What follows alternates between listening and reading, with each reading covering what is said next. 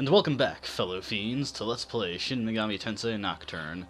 Last time let's see, there we go. I mapped out the areas that we've been through, and I redid all that was undone in the last video.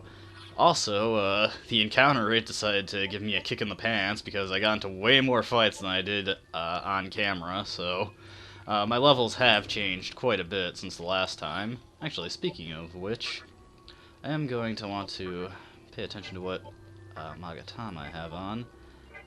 Good, I got Iomante, and next he's going to teach me Secunda, which would actually be nice if I learned that before the next boss fight, but it's not necessary. Yeah, so I've been kind of downplaying how cruel hard mode can be. I skipped out on fusing any demons because I wanted to level them up so that they'd become stronger and get better skills and then fuse them. But at this point in the game on hard mode, the game doesn't really take kindly to you if you start doing that, because these demons are much tougher than they would be normally. It may not look like it when I can do stuff like that, but trust me, they can be pretty nasty. Good things that happened were Huapo learned Rakukaja, which was a skill I was really hoping we'd get, because that will be coming in handy in many upcoming boss fights. And Shikigami got Tarukaja, which is also pretty useful. But yeah, the early game on hard mode can be quite sadistic, because for the most part we have what we need to win most fights, if we're doing them on fair terms. When we're not doing them on fair terms, the game can be pretty mean, as you saw in the last video. One thing that actually hasn't happened on camera yet is a back attack. A back attack is separate from the enemy going first. When an enemy back attacks you, your back is turned, so the damage they do to you is not only doubled, but all physical attacks are critical hits. So yeah, that's on this mode, that's basically a game over 9 times out of 10. Luckily, and somewhat ironically, this actually becomes a lot more manageable around the point where the game starts to become a lot harder on normal mode, which is pretty funny. But we'll be getting to that when it comes up.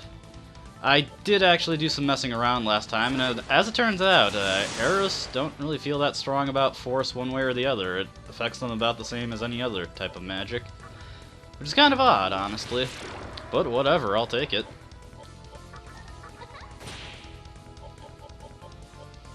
Learned a few new skills. I did get mana bonus from Wadatsumi, and I also got Berserk, which is the physical random hit skill. Not terribly useful, but you could do worse at this point in the game. Alright, that's actually pretty ideal. Hopefully, yep, got rid of Karanzan. Just showing these first few fights so that that doesn't break up my train of explanation. But yeah, leveling up a bit. Like, honestly, if you want to have an easy time with hard mode, you just gotta swallow your pride a little and do some leveling. If I was playing on normal mode, this wouldn't be necessary, but on hard mode, the game is pretty sadistic in the early game. Now, I did find out, I did a little bit of mapping of areas that we hadn't been to on screen in the last video, and I found out that this area actually leads to the other stairwell that leads to the chests. And it's a bit of a maze, as you can see. And of course with lovely teleportation traps. You know what, let's just go right, because I have a feeling that it's another trap. Oh, actually. Ah, now I remember. One-way wall. But this does take us to where we need to go. There's a blocked-off wall there. Those Karanzans, man, they have a ton of HP. And here's the save point that I was looking for. Took the wrong path and missed it. Although, given the rough situation I was by the time I would have reached it, I don't know how useful it would have actually been. I might not have been able to actually make it back to a healing spot.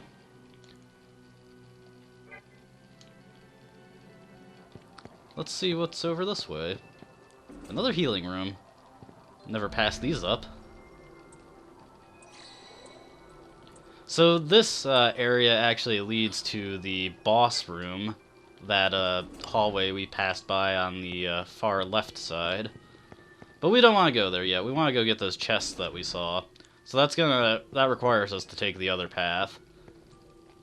And I knew that kid was lying to you to try and trip you up, but I forgot the extent of what his lie was, because I usually never listen to him. It's actually not that... It's actually a little useful if you're trying to quickly get back to the save room from that area. And I have no problem keeping this encounter in, because I can just do this to win. I must say, that is an incredibly unfortunate animation for that skill, because it looks like Hypixie is doing something rather unpleasant. On the bright side, the enemies here actually drop pretty decent items. I've been getting a couple beads. Let's see how many I got. 4. If you have a high luck stat, they'll be dropping those things all the time, which gives you some pretty good healing, and honestly, not too bad in terms of money if you decide to sell some of those. Although chakra drops definitely sell for a lot more. Just looking for all the ways I haven't been. Looks like this is the way to go.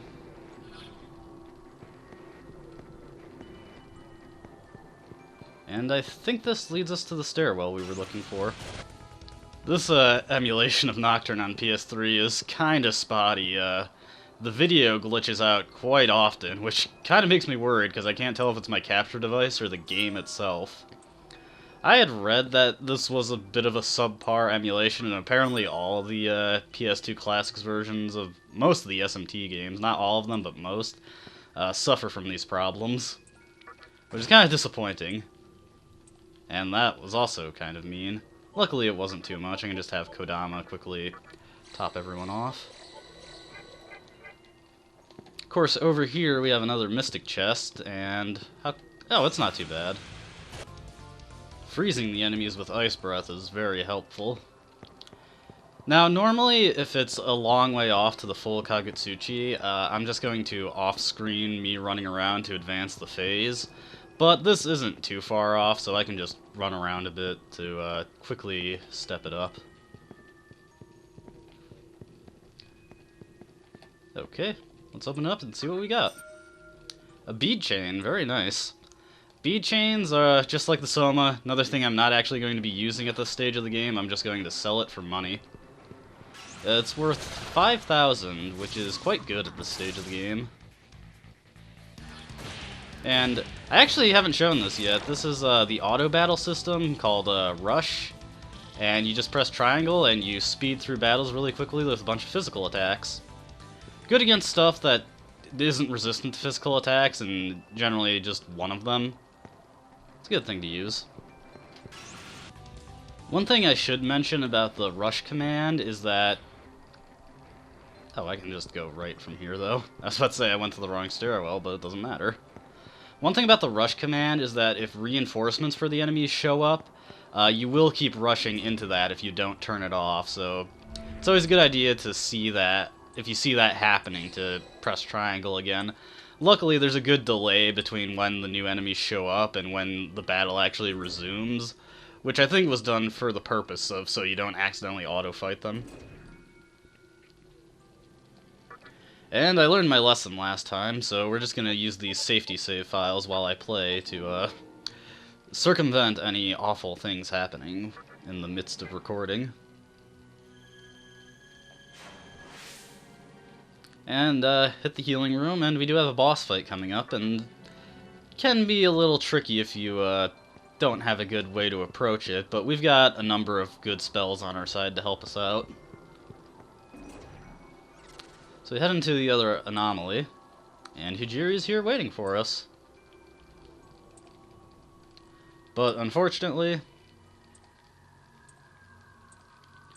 it looks like something else isn't too happy about us talking to him. And it looks like a will-o-wisp, but apparently it's a specter.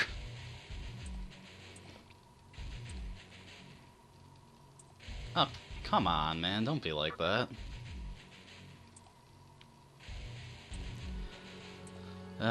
This guy seems pretty defensive. It looks like we have no choice but to fight him.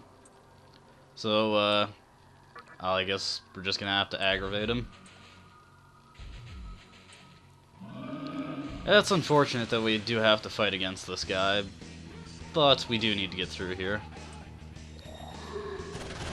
And he summons up a whole bunch of other specters. So we're actually going to want to start, let's see what wing buff it does to him. Not much. I considered using Racunda, but it's not as big a priority. What we're gonna do is start debuffing this guy, while buffing ourselves up. It would be nice if I had Secunda to get additional accuracy debuffs in there, but one layer should help out a bit. Ooh, that's unfortunate. I actually forgot these guys used fire.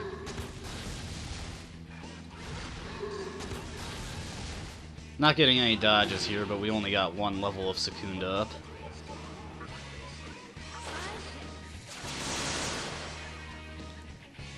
Let's get another layer going. And this should increase our evasiveness by a good amount. And then we'll use Berserk, since I think these guys are actually pretty resistant to magic, or at least decently so. And we got a critical there. That's the nice thing about Berserk, is that even if things aren't weak to it, it can get criticals in there, which really helps out.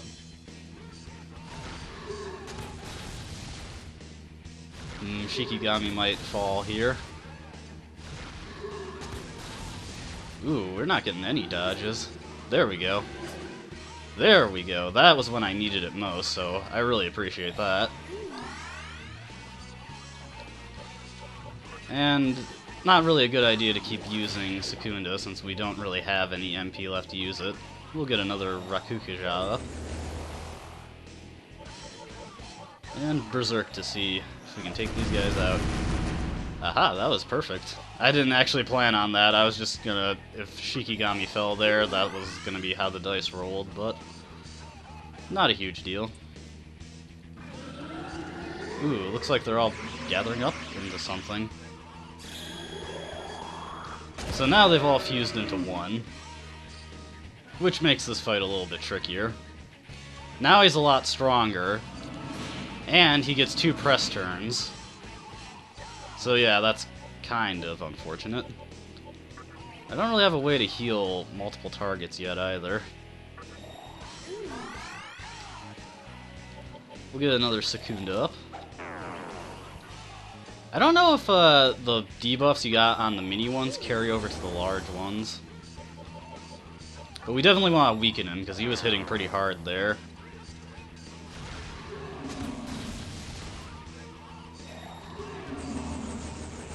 And they all split up into little ones to do that.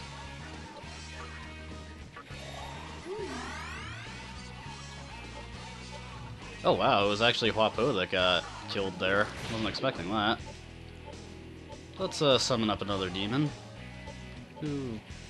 Don't really have anyone else I can summon up. This is not the best way this could go, but I can still handle it. Oh god, that's awful. That was not my capture device, that was just the game.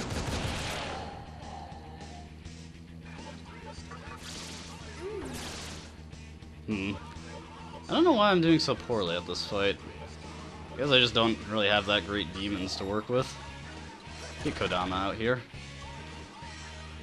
Even if he can't do much, having... Ooh, that was close. Having the additional press turns really helps. We're almost out of MP, though.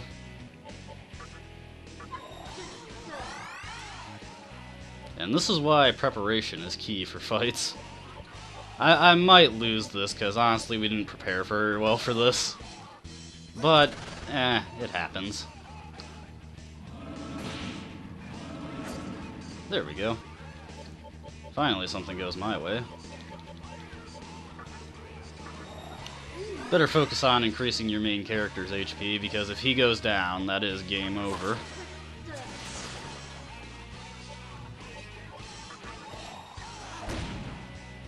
Oh, the lunge does a pretty decent amount of damage.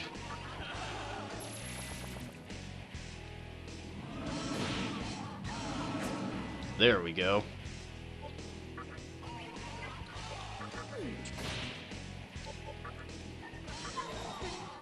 Well, this is going not as well as I would have hoped, but we might be able to pull this off.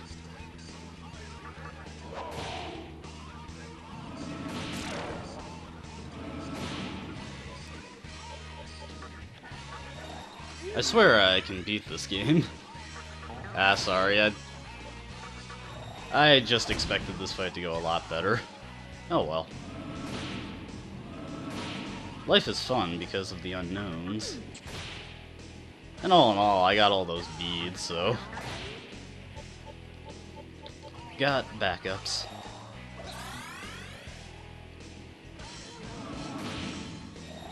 It would be preferable if I got dodges, though. But too little too late.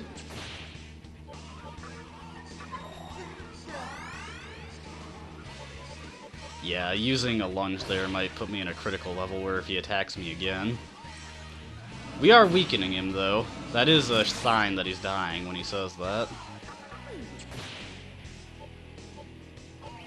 Actually, since this guy uses only physical, Moria would be a good guy to get out here since he resists it. And he does not weak to any magic. There we go. Ooh, I actually didn't heal up there. Can I poison this guy? Oh, never mind, he's dead. Well, that was nowhere near the best way that fight can go, but we won, so I can live with that. And I believe I put a point into magic at the last level. I think I'll increase agility a little. And here's another something that came a little too late. This would have been nice to have before the fight started. Get rid of Analyze, I never use it. Alright, Iomonte, give me something good. Yeah, that's a fine. Saves me some money at least. Moria becomes a better component for fusion.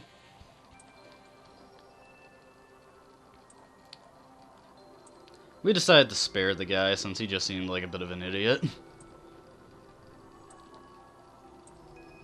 Yeah, I'm fine. If this is what being a demon is, I suppose after enough hard knocks I'll eventually survive it.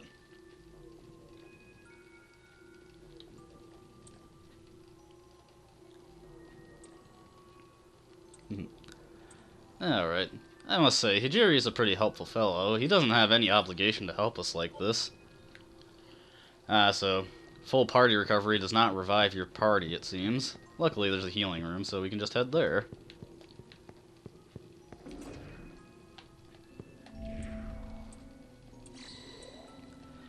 Like I said earlier, don't get used to free healing rooms, because later dungeons do not have them. Though they do have healing rooms, the game's not that cruel. Actually, Shikigami's learned his last skill, so probably going to be fusing him up soon. Very lucky. Can just show this last fight since we're on our way out anyway. Eroses are definitely one of the more dangerous opponents you can encounter here because they have very high HP and they can recover it. Oh wow, I'm already close to another level up. Guy gave a lot of experience. And the level up, but wouldn't you know it, I forgot to switch my Magatama, so no new skill for me, but more magic. Yeah, whenever you're getting close to a level up, be sure to switch your Magatama over. Looks like we've got a lot of new skills lined up, though. Okay, Ice Boost or Fire Boost. I think for the next level up, I'll go for Fire Boost, but I'll stick with Iomonte for now, just because I don't want the weakness.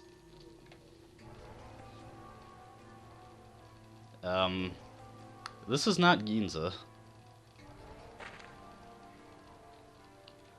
Well, this is... yeah, unexpected is right. This is not Ginza, and doesn't really look like it could be confused for it. What's this over here? A peephole? Well, peepholes are for peeping.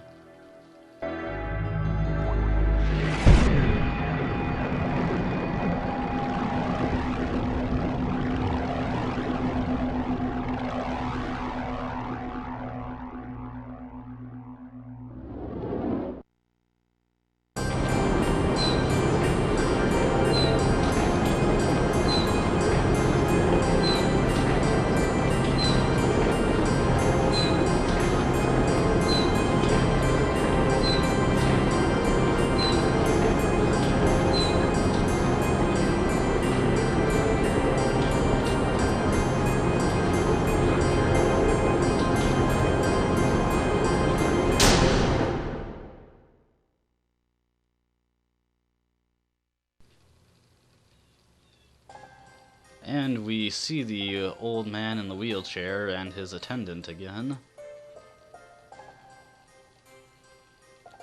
The farthest region of Amala. Is this hell? I'm starting to get an idea about who these two might be. I mean, those who've been cast down by God doesn't really leave much to the imagination.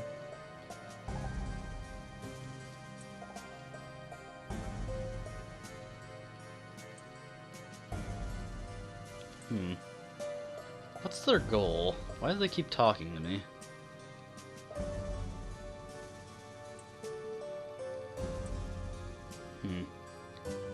Well, if you say so. But does that mean I will eventually possess the strength to return here? Candelabrum.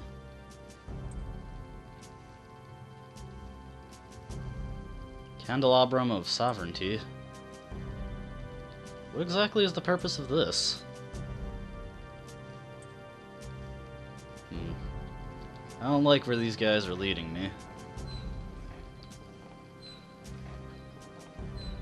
Perhaps it would be best if we didn't get too involved with these two.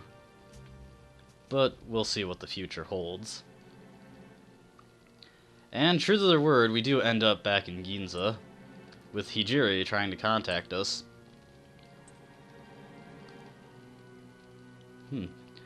Something like that happened.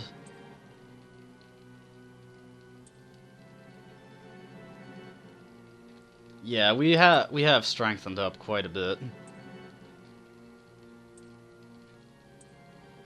Alright. I hope we can assist Hijiri more in the future. A new feature has been unlocked to us at terminals, the Amala Link, and it's fast travel. It allows us to travel back to any large terminal that we've come across in the various areas we've been to. Note the distinction there, as there are just small terminals, like the one we saw in Shinjuku Medical Center, that only save your progress. But make another save here, although we will continue for a little bit.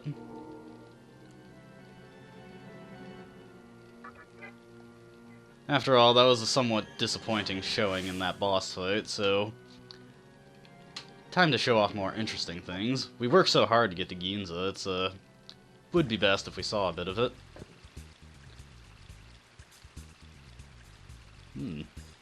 Pretty swanky place. Looks like it survived the conception quite well. It's got some nice music too. Sounds familiar. The Assembly of Nihulo. Those were the guys we were looking out for. So it looks like we're on the right track.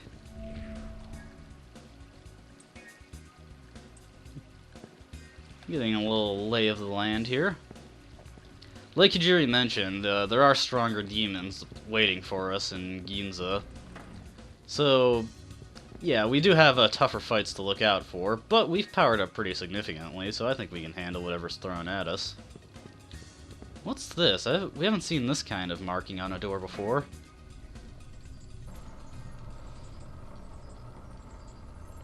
Rags Jewelry. Rags Jewelry is a little interesting store. We can trade for various things here. The gems we've been collecting are for the purpose of trading them at Rags Jewelry. As far as I'm aware, there isn't any other purpose to gems. Let's talk to him. So, the odds of finding gems are better when the Kagutsuchi is fuller. So, another thing to pay attention to with the Kagutsuchi phase. So let's see what we can trade for. Various things that you can trade in the gems we've been collecting for. Among them are some of the best healing items in the game. The main thing I use Rags Jewelry for is to trade in gems for items that I can sell at a very high price. But there are also some stuff that I like to hang on to.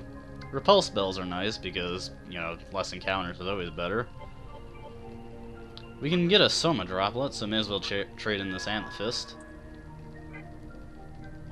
Another thing we can trade for are elementals. We have yet to encounter elementals, actually. These are, well, elementals that we can actually control. We have encountered them in the Amala network.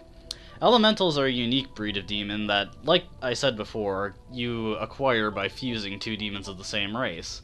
And they behave differently in fusions as they rank up or rank down your demons to the next level of what that race is. So say I fused the proper elemental onto Pixie, she would evolve into a Huapo through fusion. Right now we can actually trade in some gems for two different varieties of Aquans who have different skills. But I don't know if we can actually take them since we're not high enough level yet. Yeah. So we need to be the proper level to use them. Mitamas are an entirely different type of demon that we haven't seen at all.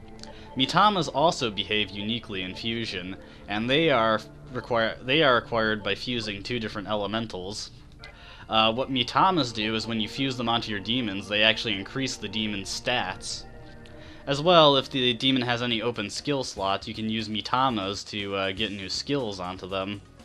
So it's pretty interesting. All this speaking of fusing, though, makes me want to check out the Cathedral of Shadows, where they have a new fusion technique. Sacrificial fusion.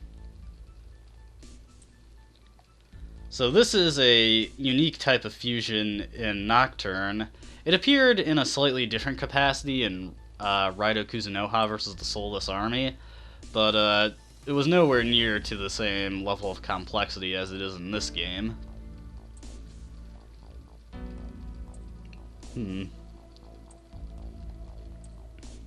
So yeah, as he says, sacrificial fusion can only be done when the Kagetsuchi is full. What does it do? It allows you to throw a third demon into the fusion, and what happens there is that their skills get thrown into the inheritance mix, and as well, all their accumulated experience points can be given to your demons.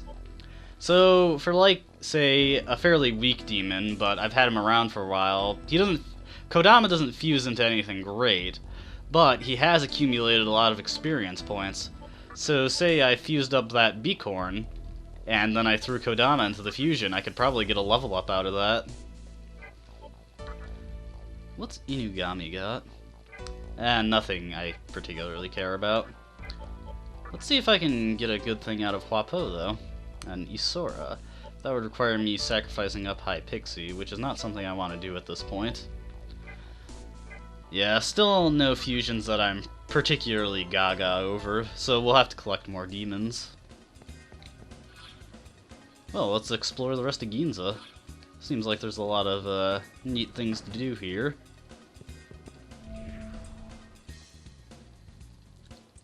Loki?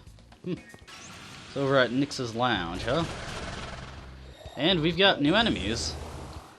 Aside from Huapo, this demon is Apsaris. Well, we have one more space to carry a new demon, so let's thin them out and then try to recruit one. Okay, yeah, we're gonna have to back off a bit. Oh, it looks like we can't get to my turn this round. Ah, Dormina, there's a nasty skill. Puts your characters to sleep. Becomes quite sadistic later in the game, where there's a rather nasty combo with Dormina.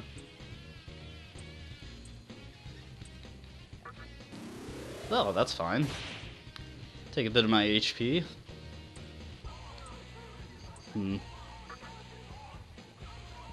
Oh, I thought I didn't have any life stones. You're a bit high maintenance, aren't you, Apsaris? But she decides to go with us. And she's of the Yoma lineage.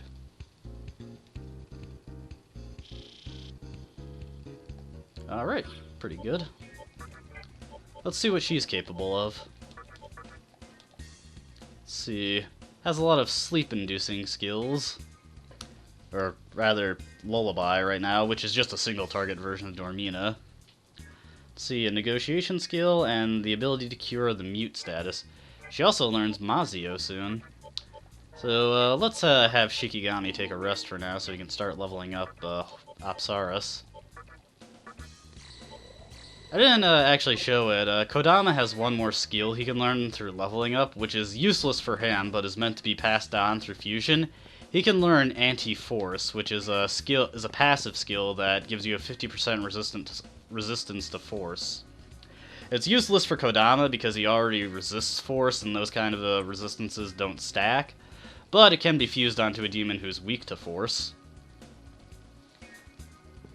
It looks like Hikawa has big plans for Tokyo.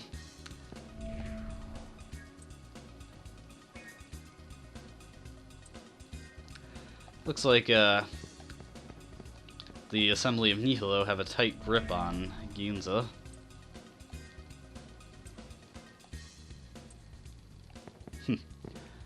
Looks like they bring law to this lawless area. So, this is Nyx. For those who've played Persona 3, this might be a little amusing.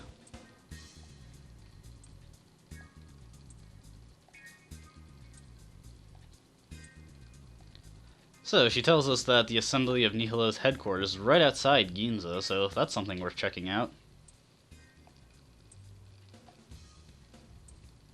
Oh, Loki's kind of a jerk. Man, who pissed in his drink? But yeah, now we've got a direction on which way to go. Thanks, Nyx. And there's a bit more of Ginza to explore, but I think we've seen enough for now. We'll likely get into one more encounter before I get back to the save point. And it's one of my good buddies, Jack Frost.